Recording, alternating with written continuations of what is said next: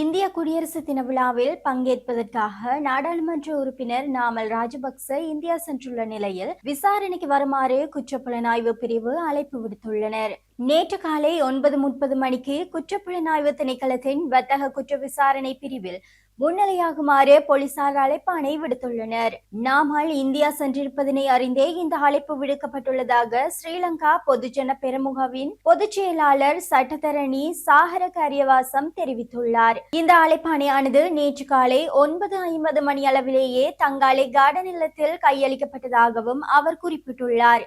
நாமல் ராஜபக்ச இந்திய பயணத்தின் காரணமாக ஹம்பாந்தோட்டை நீதிமன்றத்தில் நிலுவையில் உள்ள வழக்கு விசாரணைக்கு முன்னிலையாக முடியாது என்பது குறித்து ஏற்கனவே நீதிமன்றத்திற்கு தெரிவிக்கப்பட்டுள்ளது. இது போலீசாரின் நடவடிக்கை அல்ல, மாறாக மக்கள் விடுதலை முன்னணியின் போலீசாரே அரசியல் லாபத்திற்காக இவ்வாறு செயல்படுகின்றனர் என சாகர காரியவாசம் குற்றம் சுமத்தியுள்ளார். அரசியல் தேவைக்காக போலீஸ் திணைக்களத்தை பயன்படுத்துவதை தவிர்க்குமாறு அவர் போலீஸ் அமைச்சரிடம் கோரிக்கை விடுத்துள்ளார்.